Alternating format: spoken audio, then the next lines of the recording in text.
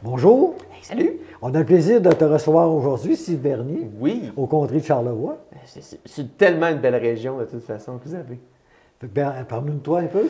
Ah ben gars, moi je suis natif de Québec, mais je suis installé maintenant à Trois-Rivières, puis le compte s'est présenté à moi comme par accident. Moi je suis domaine, ça fait 22 ans au moins que je fais de l'animation, donc toutes les formes d'animation imaginables, autant animer les jeunes que les adultes, les soirées animées, tout. Puis c'est ce qui m'a amené au compte, tu sais, je fais de l'animation historique, puis m'a amené. On anime, et les gens, tu as un public captif, et quand tu as un public captif, tu veux pas qu'il s'en aille, ton public captif. Absolument pas. J'avais un compte de préparer à ce moment-là. C'était, je vais vous faire le classique des classiques quand tu commences comme conteur, la chasse-galerie. Puis là, ben, ça a parti. J'ai toujours voulu chercher des nouveaux comptes, développer ma personnalité. Puis là, c'est là qui m'a amené de fil en aiguille à faire ça vraiment de façon plus sérieuse. Parce qu'au début, tu t'assumes pas que tu es un conteur. Oh, je suis un animateur qui fait du compte. Puis à un moment donné, tu te dis, ben non, je suis un conteur. Surtout quand tu as un conteur qui te remarque et puis dit, attends-tu venir compter avec moi en France? Tu sais. Oh. Ouais, j'ai François Épillard, un conteur. Il est venu au Québec quelques fois. Puis il m'avait vu, genre, au 400e de Québec, quand on était à Expo Québec. Puis il faisait du compte dans le pavillon de la Normandie. Puis moi, je faisais du compte avec des poules, puis des cochons, puis des vaches, tu sais. Tout, tu sais, dans un pavillon d'exposition. Puis il était venu me voir, puis c'est là qu'il avait dit, j'ai un projet. J'ai le goût d'amener un conteur du Québec, qu'on fasse un projet de tournée, création pure et dure à deux. Puis là, c'est que là, tu fais, OK, je pense que de façon plus sérieuse. C'est ça qui m'a amené vraiment à développer plus. Il m'a donné des structures, tu sais, de mieux percevoir. C'est un bon mentor. Oui, c'est un bon mentor. Puis pour moi, ça restera toujours l'expérience la plus privilégiée que j'ai eue de ma vie, d'être remarqué par un conteur qui en fait depuis 10, 15, 20 ans, puis il décide de prendre un genou, là, si on peut dire ça. Moi, j'avais 35 ans à ce moment-là, lui, il en avait 55. C'était aussi l'écart générationnel, deux façons de compter, deux générations, deux pays, tu sais, le Québec et la France. Donc, c'était un bel échange, j'en garde que de bons souvenirs, de 1 mois et demi à se promener dans des centres hospitaliers, des maisons de retraite, des maisons de soins de suite. Bref, une belle période. Tes contes, Oui. est-ce que c'est toi qui l'écris ou c'est de l'adaptation? Bien, je fais beaucoup d'adaptations présentement. T'sais, moi, je prends les contes qui existent, j'y mets ma couleur, je prends une essence, une anecdote puis je mets ma couleur. Mais ma couleur est de plus en plus vers les années 20, années 30, ma grand-mère que j'ai pas connue. Puis là, j'essaie de me raconter des histoires que ma grand-mère m'aurait racontées. Parce que là, mon père, il me dit, ouais, ta grand-mère, c'était une grande conteuse d'histoires. Elle aimait ça. Puis elle a travaillé dur. Donc là, j'essaie de développer un univers autour de ces femmes fortes. On raconte souvent les histoires des hommes forts au Québec, des hommes forts qui font des faits extraordinaires, puis incroyables, puis magnifiques.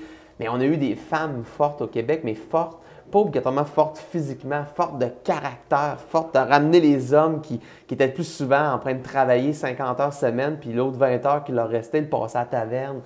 Femmes fortes parce qu'ils ont élevé des familles de 10, de 12, de 15 enfants. Femmes fortes parce que c'était eux autres qui, souvent, entre autres ma grand-mère qui était tout seule, elle a perdu son mari très, très, très, très jeune. Donc, elle s'est ramassée avec les 4 enfants dans un petit 3,5 dans un quartier d'ouvriers à Québec. Elle travaillait de nuit, puis elle élevait les enfants, elle dormait le jour, puis elle se levait pour faire la bouffe. C'est tout cet enrobage-là d'inventer des histoires que peut-être ma grand-mère a vécu ou m'aurait raconté. Donc, là, j'ai puisé, j'ai comme un premier débroussaillage de fait. Une belle source Oui. de contes. Hein? Oui. Aujourd'hui, tu vas nous faire un petit, on ne dira pas hommage parce que c'est beaucoup, un petit clin d'œil à Bernard. On va faire un clin d'œil à Bernard. C'est quoi tu vas nous faire exactement? Bien, j'ai découvert, c'est ça qui est beau dans le milieu du conte, c'est que deux conteurs ne peuvent ne pas se connaître du tout, à un moment donné se croiser dans la vie. Il y a quelques années, j'ai croisé Bernard, puis on a soupé ensemble, on a eu une formation de conte ensemble, puis j'ai découvert un homme qui finalement est dans les mêmes énergies que moi. Un atome libre, comment on appelle un électron libre. Okay. C'est un peu cette énergie-là. Moi aussi, j'ai une bulle qui me pop des fois, puis qui fait rire ou qui fait réfléchir, ou qui. Lui, c'est ça, c'est ce que j'ai découvert dans lui. Puis c'est ça, je dis, des fois, on est deux contents, on travaille chacun notre bord, puis on se rend compte qu'on a le même compte. Ah ouais? Je ne l'ai pas vu, il ne m'a pas vu. On a trouvé ce compte-là, on l'a adapté et étrangement, on l'a adapté à peu près de la même façon. Okay. Fait que c'est un peu ce bulle-là. Je vais me permettre de prendre le conte que j'ai fait, y mettre une couleur de Bernard dedans. Puis j'ai puisé dans quelques récits qu'il a fait aussi. Là, comme il est rendu libre de sa personne maintenant, où est-ce qu'il est rendu, il a fait un super beau conte sur la liberté. Okay. C'est quoi l'importance c'est quoi la liberté? Fait que ça va être un peu ça. Je vais faire un conte qui est une relation amoureuse entre le ciel et la terre, qui a oublié les humains qui y vivaient dessus. Et l'autre, ça va être un peu un conte sur la liberté. Donc, un oiseau en cage qu'un roi voulait garder pour lui. Puis quand l'oiseau, quand il a voulu donner ce qu'il voulait à l'oiseau, l'oiseau il a dit ben, j'aimerais ça avoir la liberté. Puis le roi, ben ça, il se prive de l'oiseau. Il se prive de. Tu l'as entendu, mais c'est un peu ça que je vais raconter pour faire un clin d'œil à Bernard. C'est le fun. Ben, on a hâte de t'entendre. Ben, j'ai hâte de vous raconter ça. Merci beaucoup. Merci à vous. Maintenant, je vais vous présenter un personnage. Un personnage. C'est un personnage. Déjà, Frère Ours, c'est pas mal un personnage. Et Steve Bernier vient de Trois-Rivières, Shawinigan, la Mauricie, ou je ne sais trop, enfin par là-bas. Il est dynamique tellement qu'il endosse facilement les rôles des acteurs de ses contes, aussi colorés que variés. Sa grand-mère disait « Raconter, c'est comme accrocher son linge sur la corde. L'important, c'est pas ce qu'on accroche. » Hein, Robert Perron? C'est la manière dont on l'accroche. Et voilà ce qui guide Steve Bernier. Avec la manière, il enjolive n'importe quelle situation, n'importe quelle histoire qui devient épopée, qui devient légende. Que dis-je qui devient légende? Qui devient conte, carrément. Conteur, comédien, animateur et démonstrateur historique, ses récits, souvent drôles et parfois touchants, portent à réfléchir et ne vous laisseront pas indifférents. Aujourd'hui, il a proposé d'être le porteur du clin d'œil à Bernard Grondin, qui en 2014 a quitté la terre d'ici pour rejoindre un autre monde enchanté. Le ciel et la terre amoureux, voici un conte que faisait aussi Bernard Grondin. Steve ?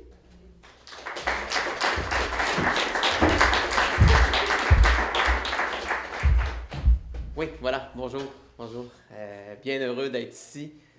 On a dit hommage, j'ai préféré qu'on rectifie pour clin d'œil, OK? Parce qu'un hommage implique qu'on a côtoyé, discuté, échangé, vécu beaucoup avec Bernard Grondin et je n'ai pas eu ce privilège-là assez longtemps. Et, on appelle ça un rendez-vous manqué. Moi, je l'ai rencontré en 2013, j'entendais parler du bonhomme depuis un bon bout de temps, mais en 2013, j'ai eu le plaisir de le rencontrer, une formation qui avait lieu en Estrie. Et un soir, les deux, on était comme libres de faire ce qui nous tentait. Ça te tente-tu qu'on aille manger? Ben oui. On a passé une soirée entière. J'ai su bien des affaires sur lui que j'ai même surpris qu'il me confie à une personne qui ne me connaissait pas plus que ça. T'sais. Fait que ça a été j'espérais que c'était la bougie d'allumage pour rencontrer encore plus Bernard. Et malheureusement, c'est un rendez-vous qui est manqué. Mais tu sais, les conteurs, on est des solitaires. On vit chacun de nos bords. Moi, je suis de la Mauricie, Trois-Rivières, Shawinigan. Okay?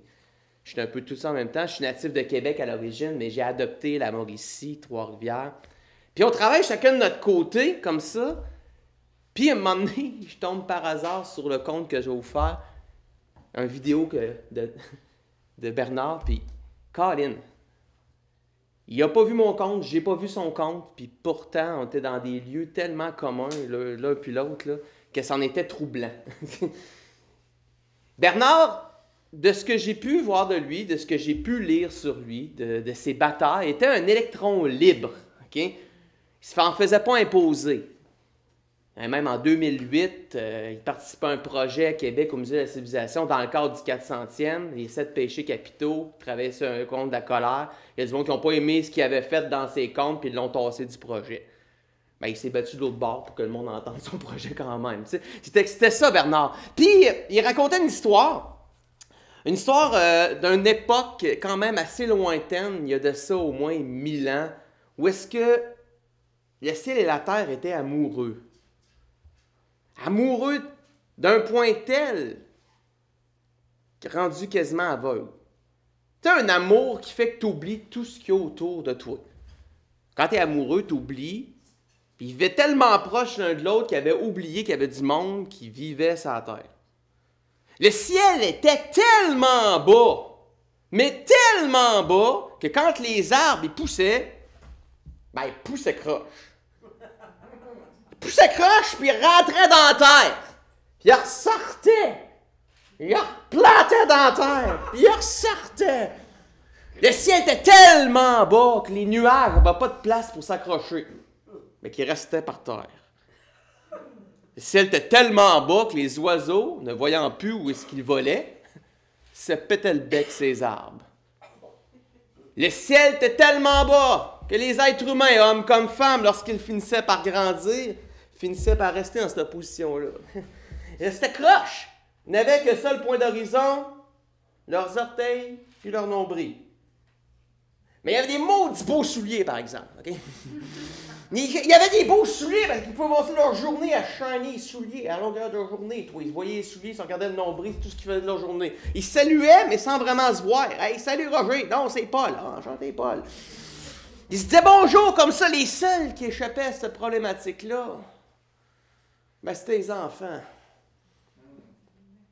Le monde d'un enfant, moi je sais de quoi je parle au niveau enfant, puis Bernard aussi, il y avait une fille extraordinaire qu'on m'a dit, tu sais, j'ai même vu sur une vidéo, elle compte, elle avait genre 4 ans, c'est fascinant. Les enfants, ça ne voit pas le monde comme nous autres, puis des fois, vous, adultes que vous êtes, pourriez vous mettre au niveau des enfants, c'est ce que je fais des fois. Les enfants, ça ne voit pas le monde comme nous autres. Les enfants, c'est plus petit. Mais les enfants, c'est pas bête, par exemple, hein? Ils avaient bien vite compris qu'eux autres aussi, ils seraient atteints du même mal informe que leurs parents. C'est ce mal qu'on appelle l'adultérie, là, hein? Ils avaient compris qu'eux autres aussi grandiraient. Parce qu'ils voyaient bien, ils se faisaient des marques sur les arbres, puis toujours la marque était toujours un peu plus haute. Ils disaient, m'emmener, on va plier, nous autres aussi. C'est clair qu'on va plier, puis on veut pas! À un moment, il y a comme un silence entre les enfants qui étaient en train de jouer, puis quand il y a un silence, ça laisse de la place à de la réflexion. Puis un enfant s'est rentré dans son oreille. Il faut que, si le ciel est trop bas, ben on a juste à le remonter plus haut. Aussi simple que ça. Hein? Non, mais c'est vrai, confier n'importe quel problème d'adulte à un enfant, c'est sûr qu'il va vous trouver une solution. Okay? Ça sera peut-être pas la solution que vous voulez, mais c'est sûr qu'il va vous trouver une solution. Fait que les enfants se sont mis tous ensemble. Il y en a un, plus vite que l'autre, il a ramassé une roche puis il l'a sacré au ciel. Moi, je retourne chez vous! Les enfants ont fait pareil comme lui. Ils ont tous ramassé des roches, se sont mis à tirer des roches pendant une nuit. Parce qu'ils ont dit la nuit est noire. Noire. On ne verra pas. Dans ce temps-là, la nuit était noire, opaque. Ils ont tiré des roches, puis là, ils ont découvert la loi de la gravité. Les roches le sont revenues d'en face. Il y a un puis l'autre. Il y en a un qui a on va prendre une méthode un peu plus moins plus. Moins douloureuse. Ramasser des plumes, de toute façon, il y en avait des plumes, comme ça. Avec le nombre d'oiseaux qui se pétaient les becs à tous les jours, des plumes, il y en avait là ça, on a ramassé des plumes, ils sont fait des plumeaux, ils ont commencé à chatouiller le ciel. Ben, chatouiller le ciel! Le ciel n'était pas chatouilleux. Il y a un jeune qui s'est tanné. Hein? Qui s'est tanné, ramasser un bâton, puis toi, un coup de bâton. Mettons, une personne peut lever la main, s'il vous plaît. Juste une personne. Juste une personne peut lever la main. Oui, il y en a une qui lève la main. Pah! Ça a donné l'idée à 2 autres. Deux autres personnes levaient la main, s'il vous plaît. Pah! Les 3 autres qui ont levé les mains. Pah! Ouais, tout le monde a levé les mains. On lève toutes les mains. Puis on fait le geste aussi. Retourne chez vous. Hey, le ciel, là, au début, il trouvait ça agréable, tu sais. Comme une séance d'acupuncture, il y avait justement un point au milieu du dos, c'était super agréable. Hey. Donne un coup, ça va. Donne 10 coups, ça peut être correct, mais au bout d'une nuit ou 2, ça commence à être fatigant, tu te fais toujours frapper, tu sais. C'est comme un mononcle fatigant dans un party de Noël. C'est agréable au début, mais à un moment donné, mononcle, t'as pris trop d'alcool, va donc dormir dans le coin, ça va être correct, tu sais. Que le ciel cette année, il a regardé la terre, il a dit la terre, ah, je t'aime! Mais là, ça ne peut plus durer comme ça. Je peux plus faire ça. Je vais t'aimer, mais il n'y a plus personne qui va me toucher. Plus personne. Puis aucun être vivant va me toucher. C'est juré qu'il n'y a plus personne qui réussira à l'atteindre. Puis le ciel a regardé la terre, triste. S'est élevé. A monté dans le plus haut du firmament, dans le plus haut du lointain du possible. A monté tellement haut qu'il n'y a plus personne qui était capable de le toucher. Plus personne. Les enfants ne touchaient plus au ciel. Les adultes ne touchaient plus au ciel. Les arbres, étrangement, ont commencé à pousser de drette, puis à gravir, puis à grandir. Les nuages ont commencé, sauf le saule pleureur. Hein? Lui, ça faisait un millénaire qu'il pointait par en bas. Là. La journée où il a fallu qu'il lève les branches par en haut, on dit c'est beaucoup trop d'ouvrage. Je laisse comme ça.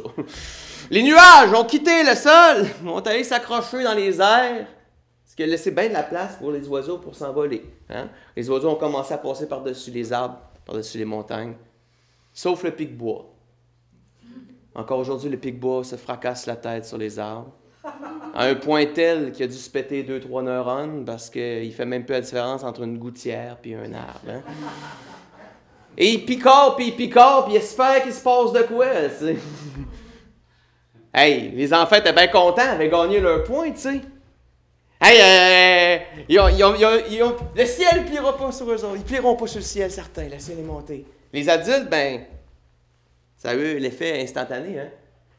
Ont arrêté de se cirer les chaussures, de se regarder le nombril, puis ont commencé à se regarder dans le regard, à se dire bonjour. Ah, salut Roger! Non, moi c'est Paul. Ah, enchanté. Les enfants avaient gagné leur point. Le ciel avait gagné son point. Il y avait la sainte paix. Tu sais, la sainte paix, là. Il n'y a plus personne qui le touchait, hein. Puis c'est pas parce qu'on n'essaye pas, hein. Hey, on construit des gratte-ciels, nous autres, hein. On gravit le Kilimanjaro, là, hein. Parce que je sais jamais qu'elle va dire non, c'est une montagne, là, OK. On gravit les plus hautes. J'aurais dû dire l'Everest, hein. Oui. Note à moi-même, toujours prendre l'Everest la prochaine fois dans le compte. Bref, on monte les plus hautes montagnes, on gravit, on construit les plus hauts gratte-ciels, on envoie des avions, des fusées. Et on se rend compte que le ciel nous joue un tour parce qu'il n'est jamais vraiment là où est-ce qu'il est en réalité. Le ciel pensait qu'il y avait la sainte paix. Ah, qui pensait qu'il y avait la sainte paix. Sauf que les gens, il y a 1000 ans, disaient que le ciel, c'était comme une couverture. Une grande toile. D'un bord, la toile est noire, puis de l'autre bord, la toile est bleue. Puis quand le soleil il se couche le soir, quand grand-père soleil se couche le soir, il ramasse sa couverture, il rentre en dessous, puis il laisse passer le côté noir, puis la lumière disparaît dans l'horizon, puis il espère qu'on ne l'a pas oublié. Sauf que les enfants, avec leurs bâtons, ils ont parcé la toile. Ce fait de ce jour-là, quand le soleil se cache derrière la toile, sa lumière passe à travers les trous. Puis c'est depuis ce jour-là qu'on peut voir des étoiles dans le ciel.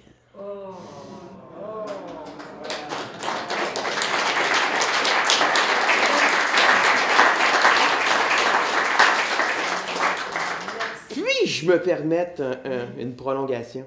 Puis-je? Est-ce que vous me permettez? Toujours encore dans l'optique qu'on est dans le clin d'œil à Bernard, OK? C'est pas pour me faire du plaisir personnel, c'est que j'ai tombé sur un récit de Bernard hier, puis je me dis, je peux pas ne pas dire ce récit-là. Cet électron libre qui est Bernard serait sûrement très heureux que je le raconte. C'est un roi, OK? Un roi correct, un bon roi. Heureux, généreux, qui avait toujours la réponse pour tout. Ce roi-là, dans son château, dans son palais plein de dorures, avait dans une pièce, à elle seule, une immense pièce, il y avait une petite table avec un drap en velours et une cage dorée dans laquelle il y avait un bel oiseau.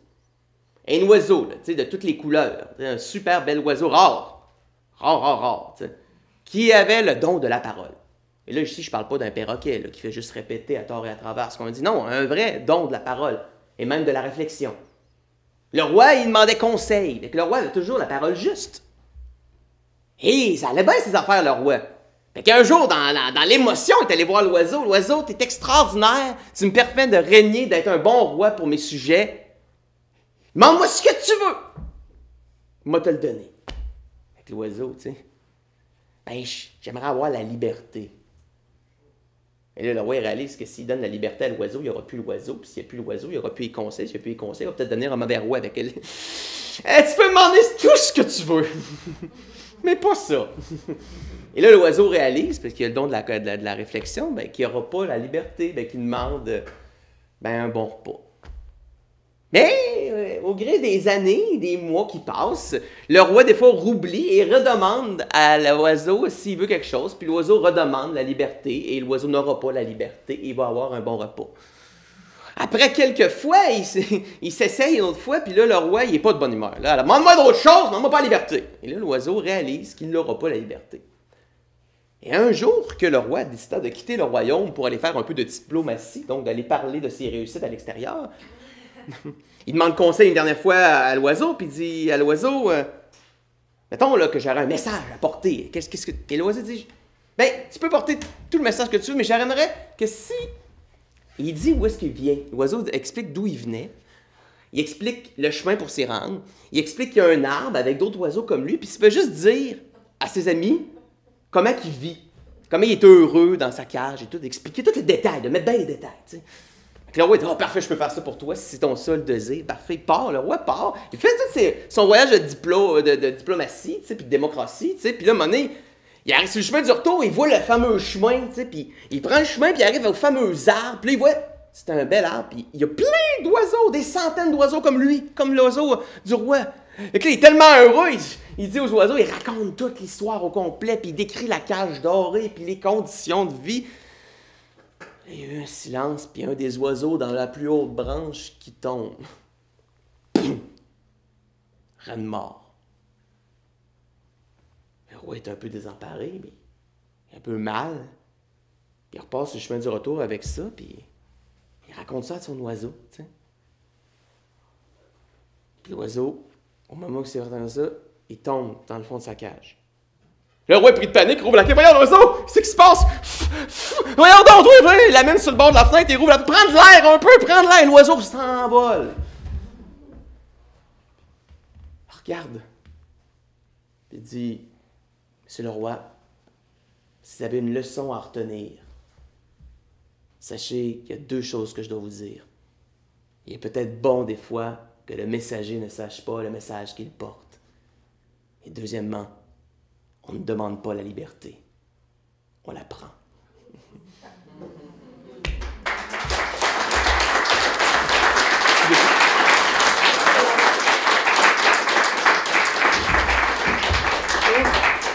Alors voilà, c'est notre dernier conteur de la journée.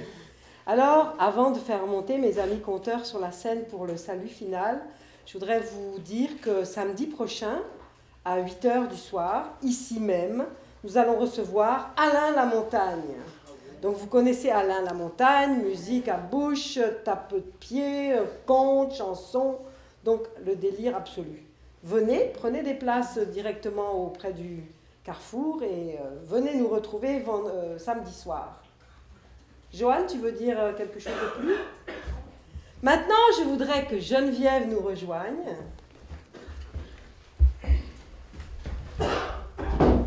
Jérôme Bérubé.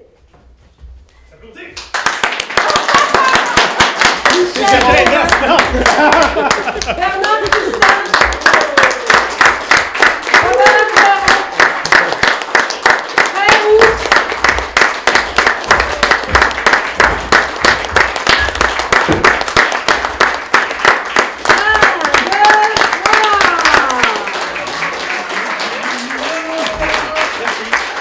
Merci à vous. C'est Jean Aubier, l'animatrice. Merci beaucoup. On se dit à samedi soir et à l'année prochaine. Vive les contrées!